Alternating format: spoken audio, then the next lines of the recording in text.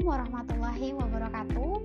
Selamat pagi Bapak Ibu penilai sertifikasi dosen tahun 2026. Perkenalkan, saya Nur Hanifah, salah satu dosen tetap pada program studi D3 Teknik Produksi Furnitur, Politeknik Industri Furnitur dan Pengolahan Kayu, Kementerian Perindustrian. Video ini saya buat untuk melengkapi persyaratan dalam pengajuan sertifikasi dosen tahun 2026, yaitu pernyataan diri dosen dalam unjuk kerja Tridharma Perguruan Tinggi PDD UKT-PT dalam bidang pengajaran. Pada kesempatan kali ini, mata kuliah akan saya sampaikan adalah mata kuliah pengetahuan bahan, yaitu mata kuliah wajib pada program studi yang saya ampuh. Mata kuliah ini terdiri dari 2 SKS teori yang akan saya sampaikan dengan metode delivery, interaction, and assessment, baik secara tatap muka langsung maupun secara daring. Pada komponen delivery, saya akan menyampaikan rencana pembelajaran semester, kontrak perkuliahan, dan juga materi perkuliahan, baik secara langsung maupun secara daring. Kemudian, pada komponen interaction, saya akan melakukan komunikasi 2 arah melalui tanya jawab dan juga diskusi pada saat berlangsungnya perkuliahan. Kemudian pada komponen assessment, saya akan melakukan penilaian baik dari sikap, kedisiplinan, tugas, kuis, serta dalam penilaian ujian tengah semester dan juga ujian akhir semester. Mata kuliah pengetahuan bahan nantinya akan membahas terkait berbagai jenis bahan baku utama maupun bahan baku pendukung yang akan digunakan dalam industri furnitur. Melalui mata kuliah ini, mahasiswa harapannya dapat mempelajari sifat, karakteristik, serta pemanfaatan berbagai material secara tepat dan juga berkelanjutan sebagai dasar dalam proses perancangan maupun sampai proses produksi furnitur.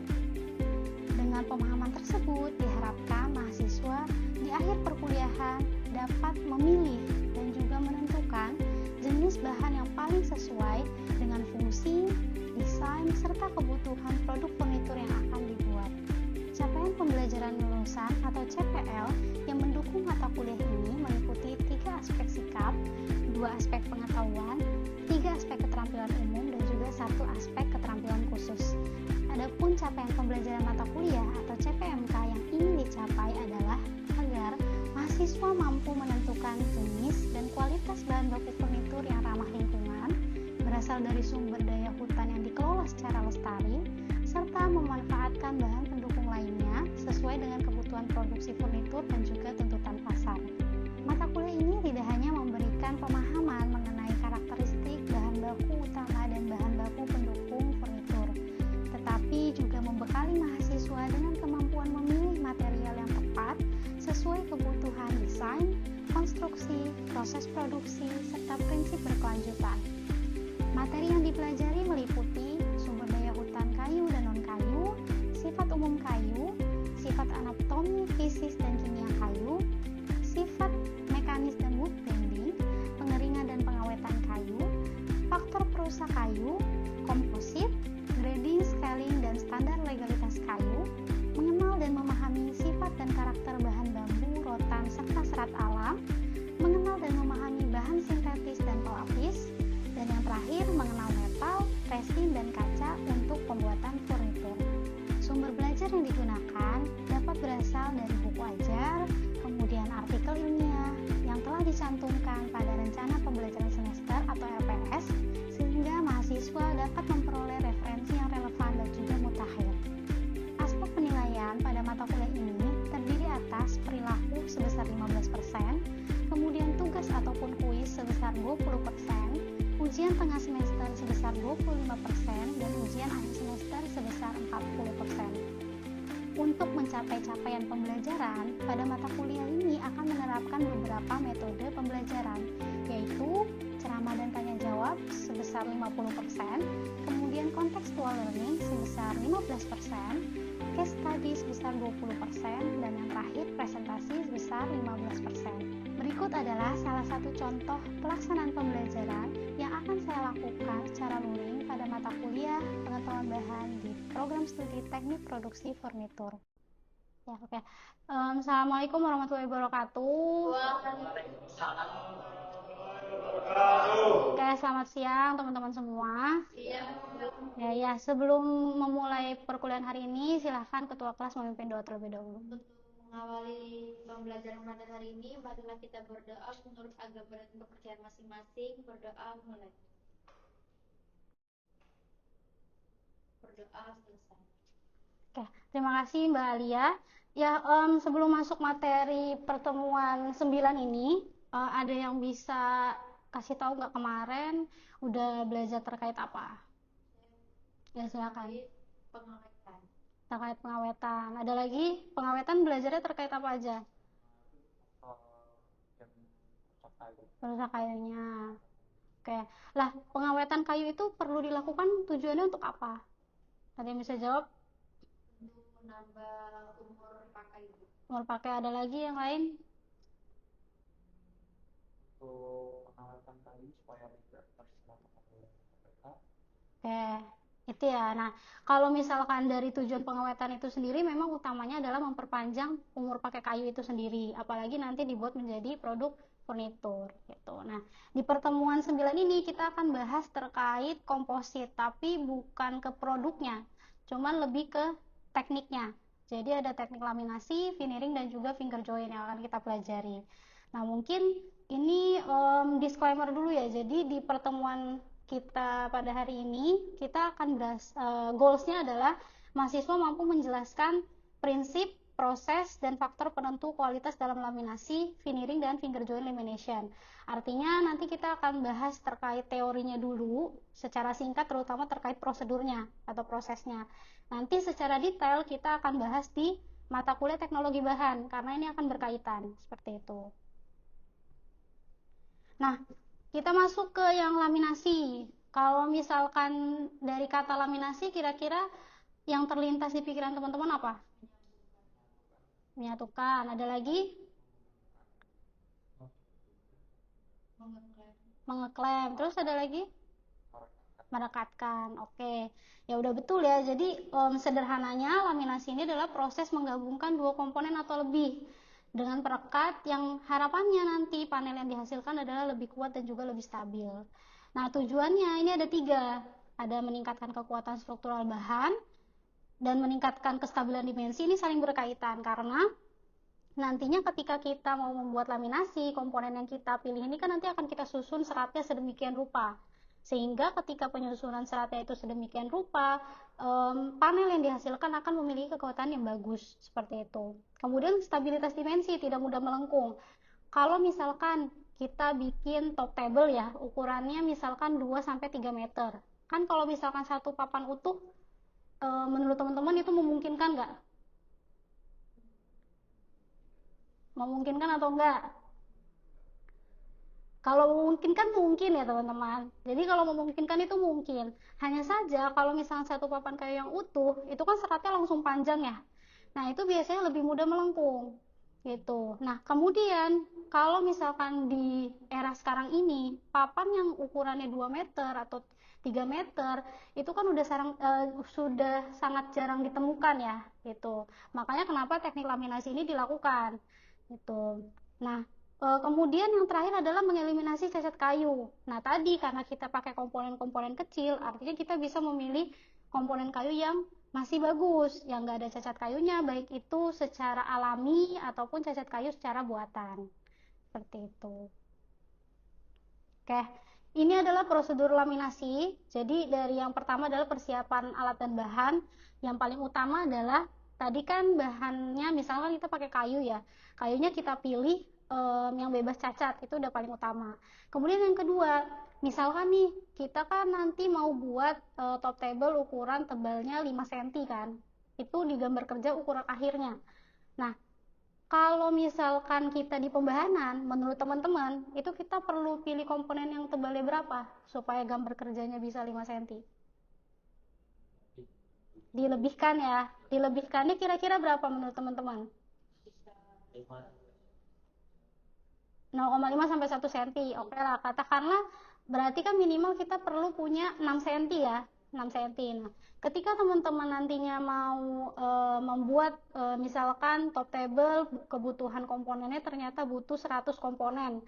Lah, itu harapannya tebalnya yang dominan adalah yang 6 cm. Misalkan 100 komponen nih, berarti kita kalau bisa mengumpulkan sekitar 80% itu yang tebalnya 6 cm. Kenapa? Ada yang bisa kasih alasannya?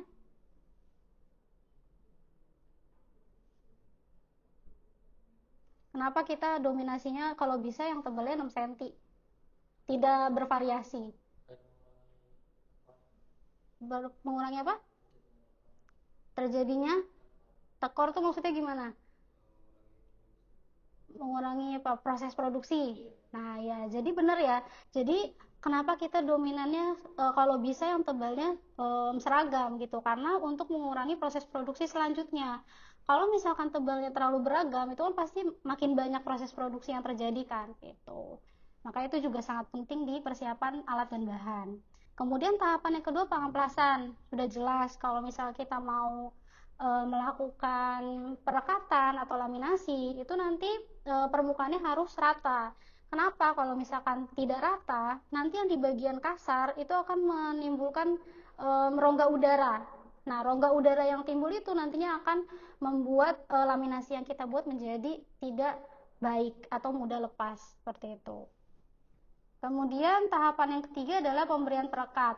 Nah, ini juga jumlahnya harus disesuaikan dengan kebutuhan. Kalau misalkan kita melaburkan atau memberikan perekat terlalu banyak, itu nanti hasilnya apa? Melebar keluar ya. Terus jadinya akibatnya apa? Pemborosan. Kemudian juga mengganggu di proses finishing ya. Ya, itu benar. Tapi kalau misalkan ternyata perekatnya terlalu sedikit, hasilnya apa? Kurang kuat kan gitu. Nah, ini nanti juga harus dihitung benar-benar atau misalkan harus diperhatikan benar-benar jumlah yang digunakan. Kemudian tahapan terakhir adalah pengepresan atau penekanan. Nah, penekanan ini juga harus diperhatikan. Jadi kalau misalkan memang perusahaan nantinya punya standar untuk tekanannya, silahkan diikuti. Mungkin kan dari perusahaan sudah melalui proses R&D ya, gitu, sehingga dia tahu bahwa sifat fisik dan mekanisnya akan semakin baik kalau tekanannya segini. Gitu. Tapi kalau misalkan tidak punya, di perekat itu biasanya sudah ada spesifikasinya.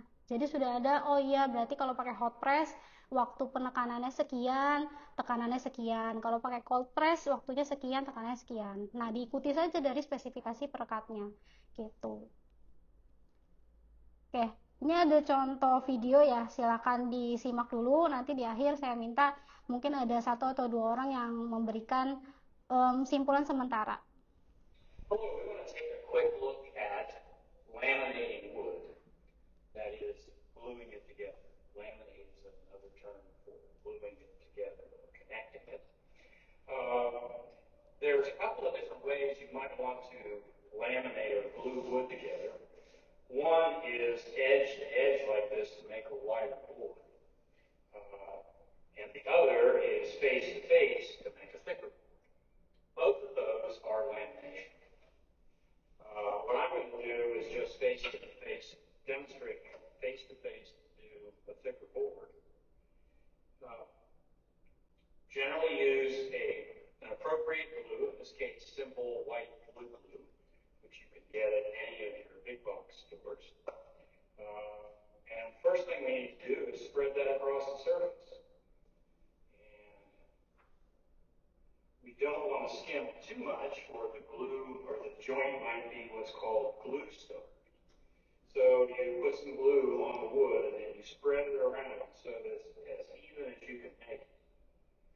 This is a very inexpensive flux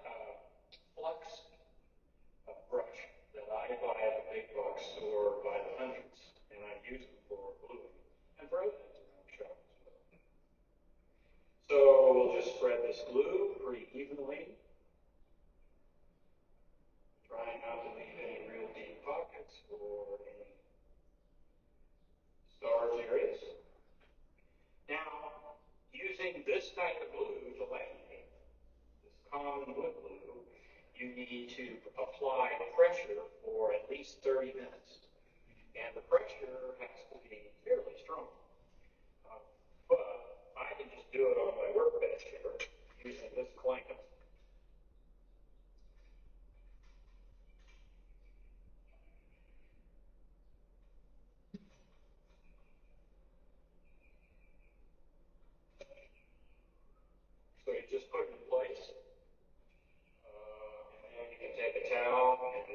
this glue off. If you leave the glue there, you'll have some difficulty removing it after the glue dries. You'll have to scrape it off and cut it off. Whereas now, you can just wipe it off.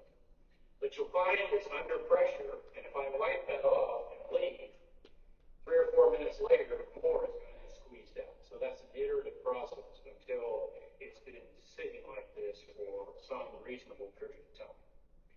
To get this joint to be solid, we have to clamp it for 30 minutes at least. You can then loosen the clamp, but it still is not as strong as it needs to be to take full pressure. That takes about 24 hours.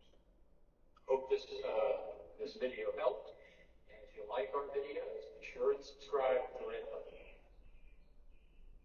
Oke, nah kalau dari video tersebut sama penjelasan sebelum-sebelumnya, kira-kira ada yang bisa kasih kesimpulan sementara? Silakan raise hand. Nah, dari video sama yang dijelaskan tadi dapat saya simpulkan bahwa proses laminasi itu yaitu merekatkan dua komponen atau lebih menggunakan perekat. Nah, juga waktunya itu selama 6 jam sampai 24 jam. Oke. Selain Mbak Ali ada lagi yang mau kasih? Oke, silakan. Kalau perangkat yang keluar sebaiknya langsung dibersihkan agar tidak bernoda selanjutnya seperti kelambasan. Meskipun sambungan bisa dilepas setelah waktu minimal 30 menit, tapi kekuatan rekat maksimal baru akan tercapai setelah 12 jam. Oke, terima kasih Mas Koirul ya. Berarti saya rasa sudah cukup ya, teman-teman sudah cukup paham terkait laminasi seperti itu. Nah, kita next ya. Oke, sekarang kita masuk ke yang kedua, yaitu veneering. Kalau veneering, kira-kira yang terlintas di pikiran teman-teman apa kalau dengar kata veneering?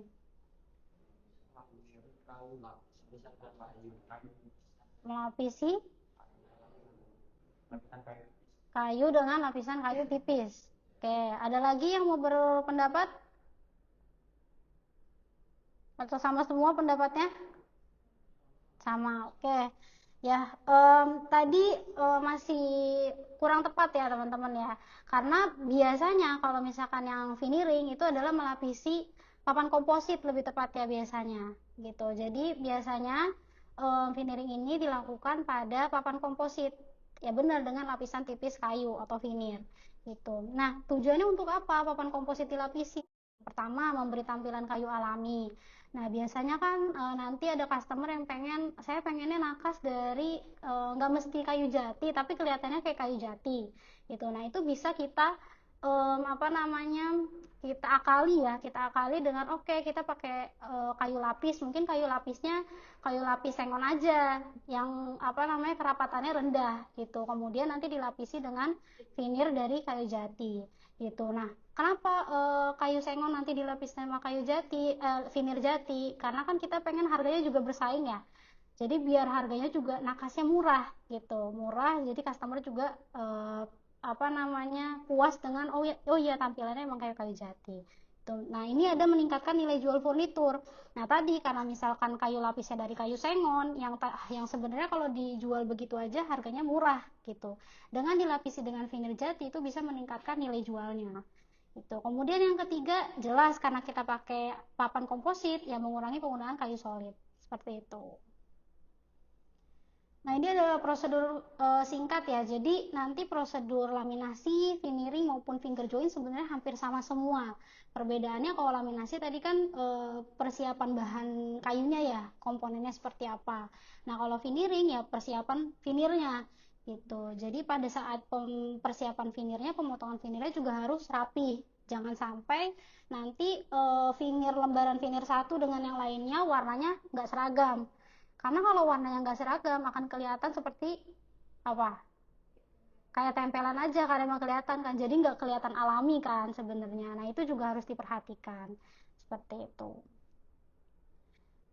Nah, sebelum ke FJL, kira-kira ada yang mau ditanyakan terkait veneering? Saya Bu, Ya, silakan.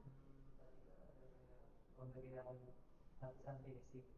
Ya, Nah, itu tujuannya untuk dikasih lapisan finishing pada proses finishing itu untuk apa? oke.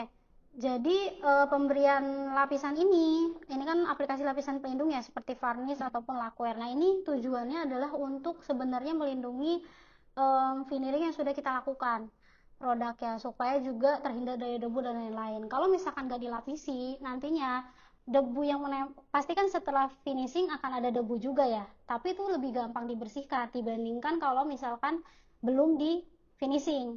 Ketika debunya kena ke veneering bisa berubah warna. Gitu. Nah, makanya setelah selesai pengeringan pengkondisian itu harapannya di finishing dulu, diberi pelindung dulu, seperti itu. Sudah menjawab? Yuk. Oke. Oke, siap. Ada lagi yang mau ditanyakan?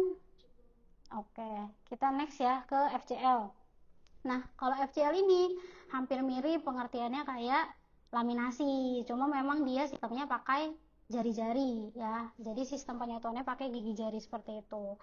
Tujuannya untuk apa? Ya tujuannya pertama memanfaatkan potongan kayu kecil hasil limbah industri, jelas. Kemudian meningkatkan efisiensi bahan baku, jelas meningkatkan karena kan limbah yang tadinya ya udah mungkin dibuang atau misalkan mungkin jadi bahan bakar aja, itu bisa dimanfaatkan menjadi panel yang akan bisa membuat furnitur lagi. Kemudian yang terakhir menghasilkan kayu buatan yang seragam dan kuat. Kayu buatan tuh maksudnya papan komposit. Jadi papan komposit yang seragam dan juga kuat. Karena kan pengaturan seratnya juga akan diatur sedemikian rupa ya, gitu. Kemudian ada jari-jarinya juga yang semakin menguatkan. Nah, apakah jari-jari ini nanti sama semua di setiap industri? Ya belum tentu sama. Karena setiap industri pasti punya mesin dan pisau yang berbeda-beda. Gitu. Jadi pasti hasilnya akan beda-beda juga. Mata pisaunya, kemudian mesinnya juga berbeda, ya hasilnya juga berbeda. Yang jelas bentuknya harus jari-jari seperti itu. Kemudian prosedur FCL hampir mirip dengan laminasi, hanya saja perbedaannya di pembuatan profil. Pembuatan profil ini maksudnya adalah pembuatan jari-jarinya gitu. Nah, kalau misalkan nanti di teknologi bahan, teman-teman akan membuatnya pakai mesin single end tenorer.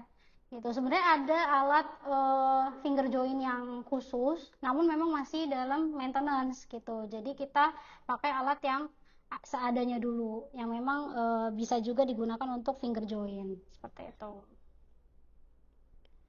Nah, ini adalah faktor keberhasilan dan kegagalan proses. Jadi faktor keberhasilan dalam proses laminasi, veneering maupun finger joint itu ada 4 ya di sini. Yang pertama kebersihan permukaan.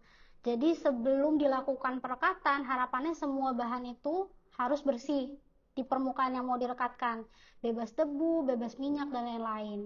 Kemudian yang kedua kesesuaian perekat. Nah, kesesuaian perekat ini juga penting. Jadi ketika kita mau merekatkan suatu kayu, usahakan kayu ini punya derajat keasaman yang sama dengan perekat kita. Jadi pH yang sama. Kalau misalkan pH kayunya basah, perekatnya diusahakan juga basah. Karena kalau salah satunya berbeda, itu akan mengakibatkan proses perekatannya menjadi tidak baik. Jadi dia hanya nempel aja, tapi nggak lama nanti lepas. Gitu. Kemudian yang ketiga, kelembaban kayu atau moisture content-nya atau kadar airnya. Jadi sebelum diproses atau pada saat proses pembahanan, usahakan kita cek kadar airnya. Idealnya memang 8-12%. Gitu. Kemudian yang terakhir adalah arah serat kayu. Jadi ketika menyusun laminasi atau finger joint, usahakan memang arah serat kayunya disusun sedemikian rupa sehingga nantinya panel yang dihasilkan akan stabil, kemudian juga tidak mudah melengkung. Gitu. Nah, itu tadi faktor keberhasilannya, faktor kegagalannya. Nah, faktor kegagalannya tadi ya yang udah dijelaskan sebelumnya. Kalau misalkan perekatnya terlalu dikit atau terlalu banyak, itu akan mengakibatkan kegagalan proses perekatan. Kemudian yang kedua, waktu penekanannya kurang, jadi ikatannya tidak sempurna. Nah, tadi kalau misalkan waktu penekanan itu kan disesuaikan sama standar industri ataupun spesifikasi perekatnya. Jangan sampai kalau misalkan kopres ternyata harusnya ditekan 5 menit misalkan, tapi ditekannya cuma 3 menit. Nah, itu kan nggak sesuai standar. Nah, itu yang bisa ikatannya jadi tidak sempurna. Kemudian yang selanjutnya kayunya terlalu basah. Nah, kalau kayunya terlalu kadar airnya terlalu tinggi, nah nanti perekatnya jadi nggak nempel, gitu, nggak menempel dengan baik. Kemudian selanjutnya permukaannya kasar atau tidak rata. Tadi yang dijelaskan di proses laminasi ya. Kalau misalkan permukaannya kasar akan ada rongga udaranya sehingga nanti ikatannya akan lemah seperti itu. Kemudian yang terakhir tekanan tidak merata. Nah, ini pada proses pengepresan. Kalau misalkan teman-teman taruh di mesin press yang satu tebalnya 5 cm, kemudian yang satu tebalnya 4 cm, berarti kan nanti yang nggak ketekan yang mana? Yang 4 cm kan. Nah, ketika 4 cm nggak ketekan, nanti kan nggak ada proses penekanan nih. Nah, itu akan mengakibatkan delaminasi. Delaminasi ini adalah proses lepasnya ikatan perekat pada kayu. Seperti itu. Jadi mudah terlepas. Oke, sampai sini ada yang mau ditanyakan? Ya, silakan Mas. Pertanyaan saya yaitu mengapa kadar air kayu itu idealnya itu 8-12 sebelum proses FCL dilakukan. Oke. Ya, kenapa idealnya 8-12? Karena ini mungkin kaitannya sama pertemuan 3 ya terkait sifat fisis. Kan teman-teman semua tahu ya, di kayu itu punya rongga sel, ya kan? Nah, air ini yang mudah keluar masuk ini kan di rongga sel. Kalau misalkan kadar airnya tinggi, artinya di rongga sel ini kan banyak airnya ya. Nah, kalau misalkan banyak airnya, ketika mau dilaburkan perekat, itu nggak akan ada perekat yang berpenetrasi ke dalam kayu. Sehingga kalau dia nggak masuk ke dalam rongga sel, dia nggak akan membentuk ikatan. Nggak akan mencangkram gitu loh, nggak akan mencengkram. Dia tetap akan nempel, tapi di bagian permukaan aja. Gitu. Jadi nggak akan masuk ke dalamnya, nggak akan cakram gitu loh. Tuh. Nah, sampai sini udah cukup, Mas? Oke, silakan. Yang lain ada yang mau ditanyakan lagi? Oke. Nah, ini refleksi ya. Jadi setelah kita mempelajari laminasi sampai tadi finger join, kira-kira ada nggak teman-teman yang mau volunteer untuk menjelaskan ke kita semua apa sih yang udah dipelajari hari ini? Silakan. Oke. Jadi kesimpulan dari semua materi yang sudah dipelajarin, kualitas hasil dari laminasi, veneer, dan FCL itu tidak hanya ditentukan dari bahannya saja, namun ditentukan dari setiap tahapan proses, mulai dari pemilihan bahan, perekatan, dan juga tahap finishing. Dan juga di setiap tahapan proses itu harus dilakukan dengan benar supaya hasilnya itu rapi, kuat, dan memiliki nilai estetika yang cukup tinggi. Oke, benar banget ya. Jadi kalau keberhasilan suatu proses ini tuh dilaminasi sampai FCL itu nggak hanya ditentukan sama bahan yang digunakan aja gitu, tapi juga prosesnya ya. Jadi prosesnya apakah sudah dilakukan dengan baik atau belum, itu sangat mempengaruhi keberhasilan dari laminasi, veneering maupun finger join. Sampai sini ada yang mau ditanyakan lagi? Udah cukup? Oke. Nah, selanjutnya ini ada tugas. Nanti teman-teman ada 2 tugas ya. Ada tugas individu sama tugas kelompok seperti biasa.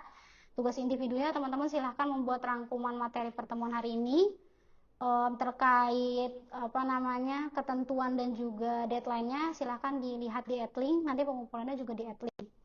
Kemudian tugas yang kedua ini tugas kelompok. Ya harapannya review artikelnya ini memang benar-benar review sesuai ketentuan bahasa Indonesia. Jadi tidak di copy paste ya. Ketentuan lainnya ada di Edlink, silahkan dilihat. Deadline-nya juga ada di Edlink. Oke.